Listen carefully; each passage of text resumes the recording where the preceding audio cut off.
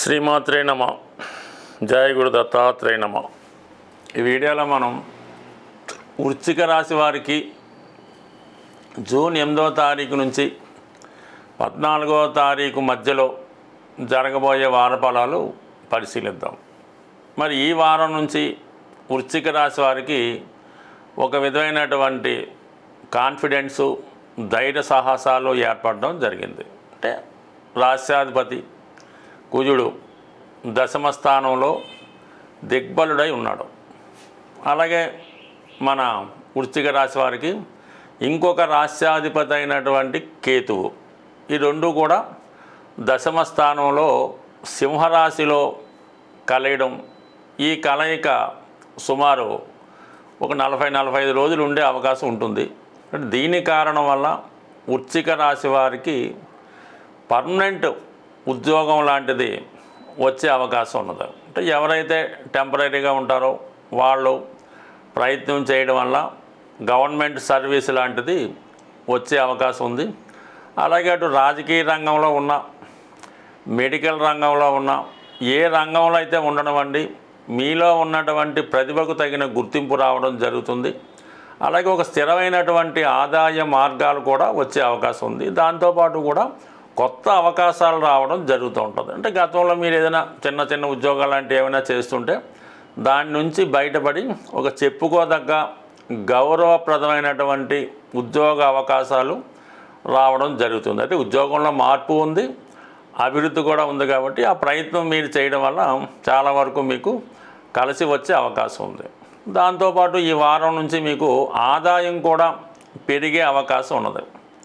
అంటే ఇక్కడ అష్టమ స్థానంలో ఉన్నటువంటి ధనాధిపతి గురువుతో పాటు అటు వ్యాపారానికి, విద్యకి కారణమైనటువంటి బుధుడు కూడా అష్టమ స్థానంలో ప్రవేశించి మీ యొక్క ధనస్థానాన్ని వీక్షిస్తున్నారు. దానివల్ల అదనపు ఆదాయం ఏర్పడుతుంది. విద్యార్థులకి వాళ్ళ యొక్క నాలెడ్జ్ పెరగడం వల్ల వాళ్ళు ఇంకా ఫ్యూచర్లో ఇంకా విద్యని ఇంప్రూవ్ చేసుకునే విధంగా ఓ పిహెచ్డియో, ఒక డాక్టరేటో, ఒక సూపర్ స్పెషాలిటీ లాంటి కోర్సులు చేసుకోవడం, తద్వారా సంపద, విజ్ఞానాన్ని కూడా పెంచుకునే అవకాశం ఉంది.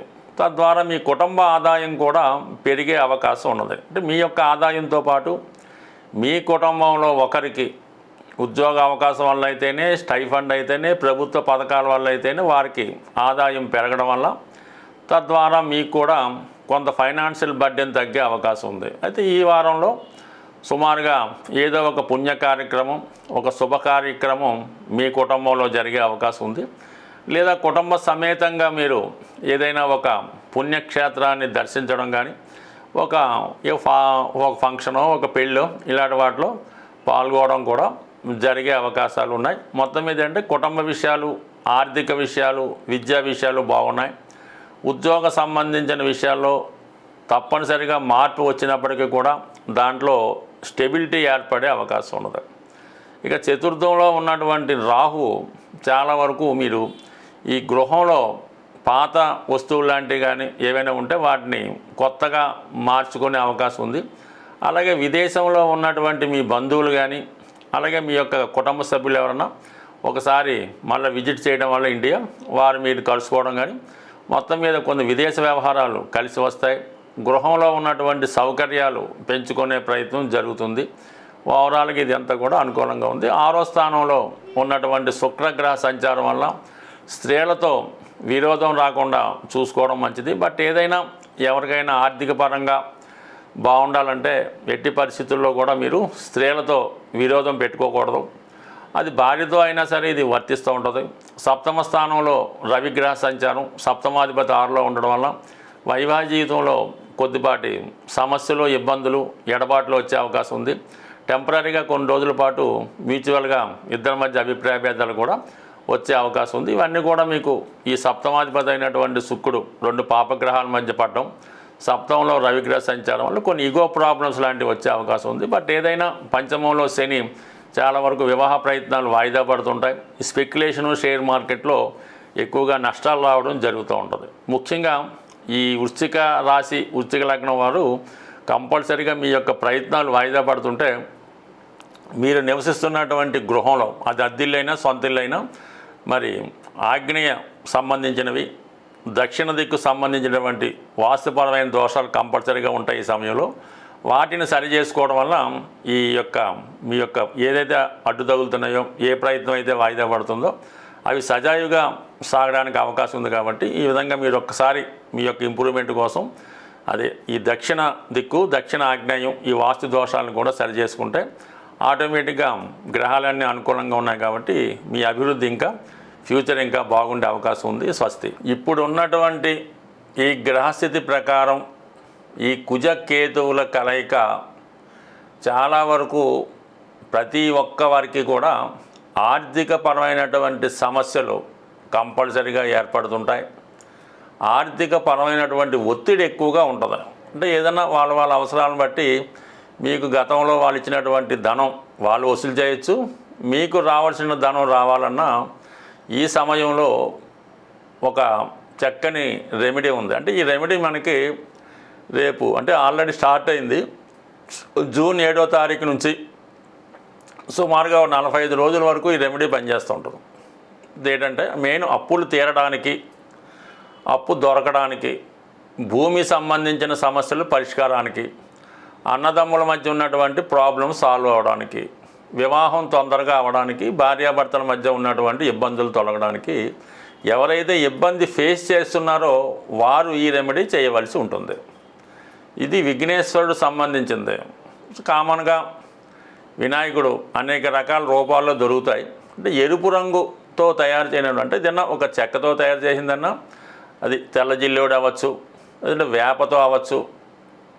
ఈ జిల్లేడుతో చేసినటువంటి వినాయకుడు బొమ్మకి సింధూరం రంగు అంటే పూర్తి రెడ్ అన్నా పర్లేదు, సింధూరం రంగు అన్నా, ఎరుపు రంగు వినాయకుడు విగ్రహాన్ని అంటే ఏమీ పెద్ద పర్వాలేదు, 3 అంగుళాలు ఉండొచ్చు, 5 అంగుళాలు ఉండొచ్చు, 8 అంగుళాలు కూడా ఉండొచ్చు. పుష్టిగా ఉన్నటువంటిది, లోన ఎంటీ లేకుండా చాలా సాలిడ్గా ఉండాలి. ఆ వినాయకుడి యొక్క ఎరుపు రంగు పుయ్యవలసి ఉంటుంది. లేదంటే రాగి అంటే కాపర్తో సాలిడ్గా తయారు చేయనటువంటి కాపర్తో చేయని విఘ్నేశ్వరుడు విగ్రహం అన్నా పర్వాలేదు. ఈ విధంగా ఉంటూ ఎరుపు రంగు కానీ కాపర్తో చేయని వినాయకుడికి సింధూరాన్ని చక్కగా సింధూరాన్ని తీసుకొని అది శుభ్రమైన కొబ్బరి నూనెలో కలిపి సింధూరం రంగు వినాయకుడికి చక్కగా అలంకరించి సింధూరం రంగుతో ప్రతిరోజు కూడా ఈ 41 రోజులు సింధూరంతో మన విఘ్నేశ్వరుడి యొక్క అష్టోత్తరంతో కానీ 18 నామాలతో కానీ ఏమీ లేకపోతే ఓం గం గణాధిపతియే నమః ఈ మంత్రంతో ఒక 18 సార్లు ప్రతిరోజు కూడా సింధూరంతో ఒక నిర్దిష్టమైనటువంటి సమయంలో, ఈ ఉదయం సమయం అయితే మంచిది.